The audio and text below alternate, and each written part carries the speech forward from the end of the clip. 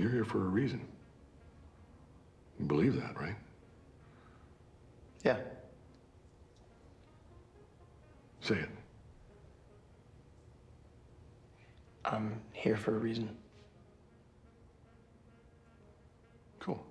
Whiplash is a 2014 film directed by Chazelle, and the story is about a young man who aspires to become a jazz player, Andrew Neiman, as he falls into the hands of a ruthless mentor, Terrence Fletcher, and his ability to push him to his absolute limit. Anybody who has seen the film can attest to its great pacing, wonderful camera work, and most of all, its amazing music that I listen to in the car very often. And I pretend as well, just like Andrew, that I will one day become a great jazz musician, even though I can't play a single instrument. Chazelle is a great modern day director. He's made a lot of great films. I made a video about First Man already, so if you want to check that out after this video, go ahead. It'll be in the description down below. But I think what makes Whiplash stand out from other great films is its rewatchability. And on this rewatch, I was yet again pressed by its main issue. What is the cost of excellence? Welcome to my channel. If it's your first time here, if you're a reoccurring person, hello. I do have the dome piece out.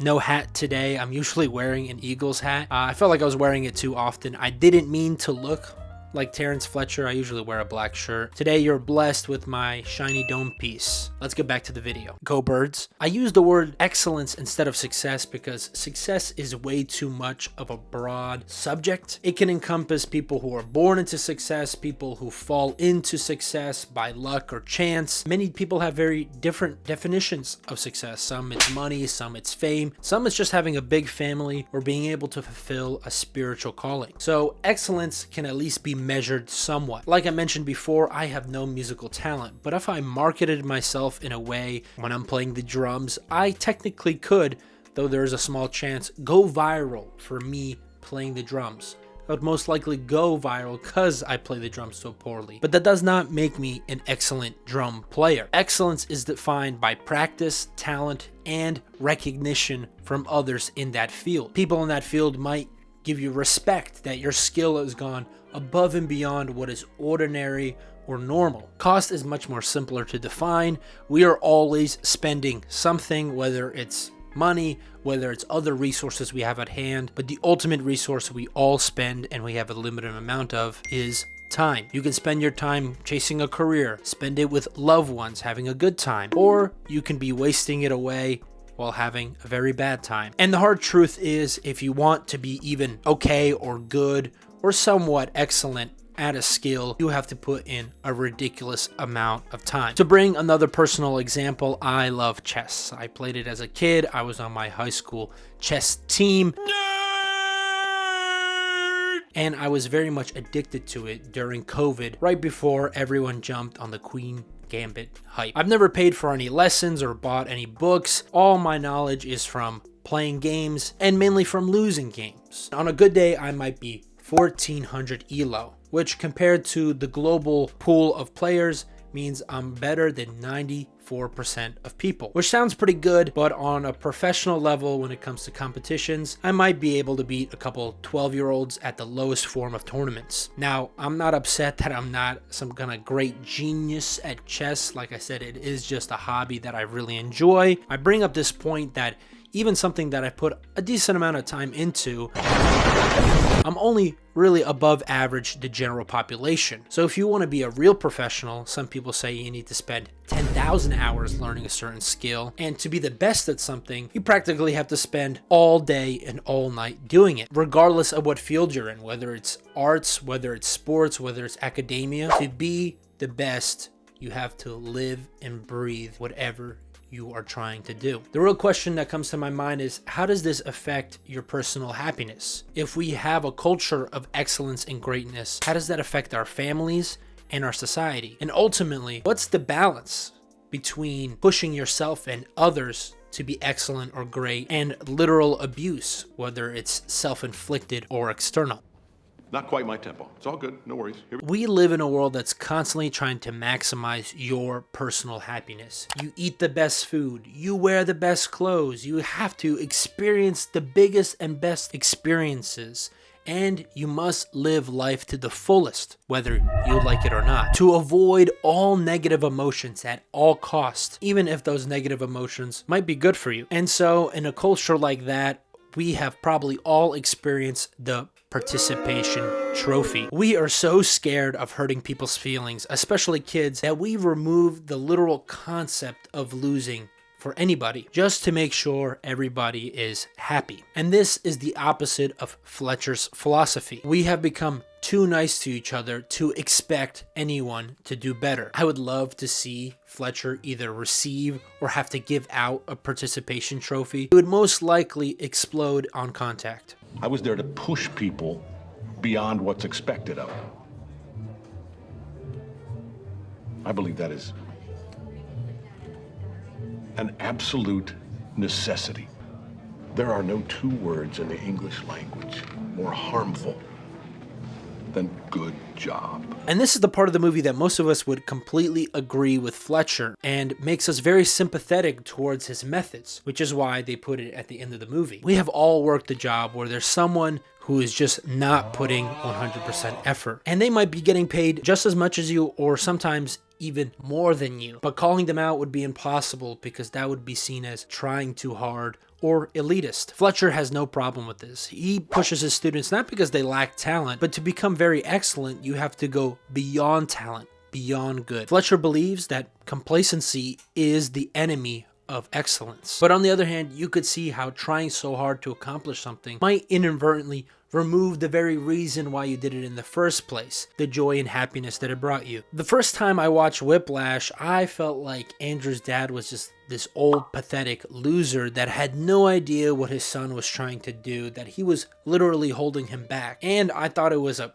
stand-up idea to break up with his girlfriend just like that. No empathy, no sympathy, just straight to the point. You're holding me back. Why would you date someone that lacks any vision? But on multiple rewatches, seeing his father from the side as someone who has grown a little bit older, I've realized just how much more happier he is than his son, and he's definitely more happier than Fletcher. Sure, he might be a failed writer, but the impact that he's probably had on hundreds, if not thousands of different students' lives is immeasurable and give him a great sense of meaning and purpose in his life. And most importantly, he doesn't have to sacrifice everything that he owns and everything he does. He can still enjoy a weekend with friends and family, just having fun and laughing. Andrew's dad is so in touch with his emotions that he's able to recognize Fletcher's abusive behavior with never even meeting the man. They never come into contact. At the midpoint of the movie, this really does clash hard with Andrew's mindset. He is completely drank the Kool-Aid of Fletcher's teaching style, and this comes to a climax in the middle of the film where there's a dinner scene with Andrew and his extended family and friends. He is appalled that they are so happy by their measly works, by their small accomplishments, and he literally expects them to be in awe when he tells them of all the things he's doing in his life, the great musician that he's going to become. Scored a 93-yard touchdown. School record, school record, school record. That's fantastic. Yeah, it's Division 3. There's one line that I want to highlight here from the dinner scene. I'd rather die drunk, broke at 34 and have people at a dinner table talk about me than live to be rich and sober at 90 and nobody remember who I was. Really though? 90, rich and sober, you would rather be a tragic figure at 20 or 30 years old than someone who has lived a full life? I feel like this stems from our society's fetishization of pain and suffering. We think the worse things that we go through, the more problems that we have, the more we're doing in our lives, the more we're accomplishing. And while there is a factor of pain and struggle when it comes to any endeavor, to put it on some kind of pedestal is just mind-boggling. There are certain business influencers that I see brag about the most ridiculous things. I saw this one guy brag about how he's getting sued. They get sued if you're rich. Think a little bit bigger. You know, let's get some IRS problems. Let's get into some problems. Finally, we see Andrew belittle the other guys in the room. You think Carlton football is a joke? Come play with us. 4 words you will never hear from the NFL. It's a sick burn, and he shows how stupid they are and how amazing he is. But there's a reason why that scene cuts right there, because if we were to see the rest of it play out, all you would see is Andrew's insecurity with his own value. And his opinion means a lot to you, doesn't it? Yeah. Throughout Whiplash, we get these great montage sequences of Andrew practicing, and he knows for a fact that if he just memorizes the lines or gets it close enough, that it will not cut it with Fletcher. So he pushes himself to the point of bleeding to memorize the songs by heart, to imprint the very music onto his mind. And while it does look really cool, I'm pretty sure an injury like that to any musician, especially one that uses their hands, would cripple them instead of benefiting them. And that's not a complaint of the movie. I think it's a compliment because it perfectly parallels Fletcher's teaching style. Every musician should probably make sure that their students can stay in tempo, tune their instruments, and maintain their musical sheets. But Fletcher goes way beyond this. He spends every single moment of the movie physically and psychologically torturing Andrew in any way possible. He pretends to be interested in his personal life, only to use it against him in the next practice. He beats him for any little misstep, and he even brings in a whole nother student that they both know is not good enough to play for Fletcher just to spite him. The missing binder that disappears that Tanner gave to Andrew was most likely stolen by Fletcher just to see what he would do. These lessons, quote unquote, seem a lot less helpful to me. In fact, they seem to be scarring and torturous. Fletcher admits by his own words that he has never been able to create someone he would deem as great or perfect. Maybe it's time to change some of the tactics, buddy. Maybe you should stop beating your students. You ever think about that one? Maybe not yelling at them.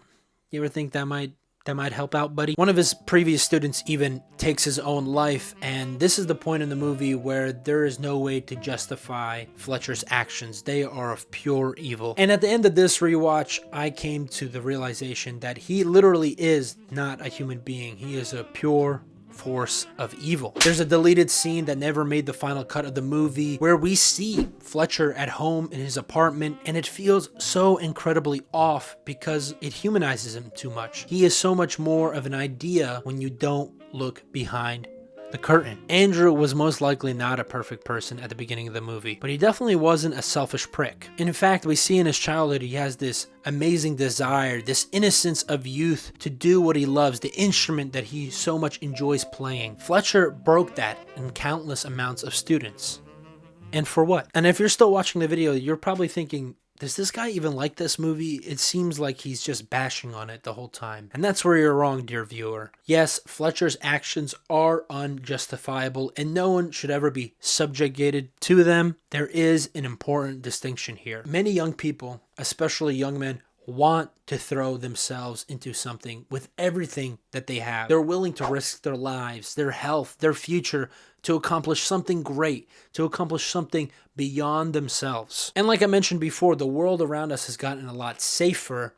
And so the chances of you falling into some magical adventure where you will find meaning and purpose are not very likely. And the systems and culture that we have in place do not facilitate or drive that emotion either. The first time I watched this when I was very young, I was almost wishing someone like Fletcher would come along in my life and kick my butt into high gear, because it feels like I should be struggling against something, yet the world around me is so safe and so convenient. And Lord knows it is nearly impossible to motivate yourself to do anything. There is this twisted daydream that a lot of young people are having, that one day someone will come along and tell us what we're doing wrong and get us going. That a very charismatic figure like Fletcher will one day tell us where to go, what to do, and bring us to a higher level of existence. This is exactly how Andrew acts in the movie and how many young people are feeling today. If you take a quick glance at the majority of male role models,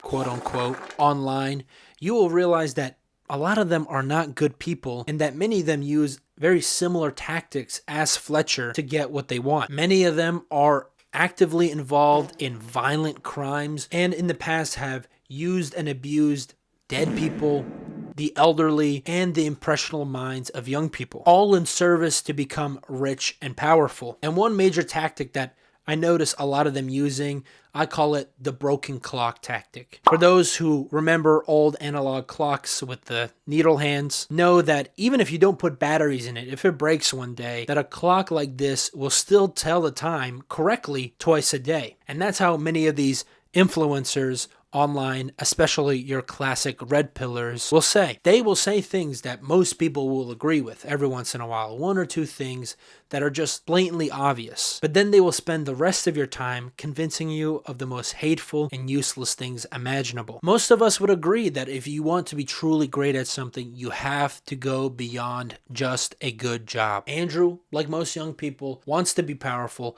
wants to be in control, and wants to go beyond the mundane lives of people like Andrew's father. And they would rather subject themselves to evil, strong men than become weak men themselves. But we see where that leads. To a cycle of violence and trauma, to a life of backstabbing and self-destruction. Yeah, I guess maybe you don't have it. Now, a film like this can have multiple meanings, and you might get a whole different read on this movie than me. But one thing that I noticed this time around is that, yes, we should not let go of our morals or subjugate ourselves to evil people like Fletcher. And yes, regular mundane lives have great meaning and purpose, and maybe that's best for most people. Not everyone needs to be the greatest or become highly successful. But the main thing is that at the end of the movie, when Fletcher has finally pulled his final trick on Andrew, getting revenge for getting him fired, we see Andrew do something magical here. Him being tied between his two male figures, his father, who is in touch with more of his feminine side, he's more content, he's more empathetic, and then Fletcher, who's in touch more with his masculine side. He's aggressive, he's got a singular goal. Andrew realizes that he cannot be either one of these people. He needs to go beyond both of them or somehow combine both of them. So when Andrew gets back on that stage, he's not doing it to meet some kind of impossible standard or to prove Fletcher wrong. No, he is facing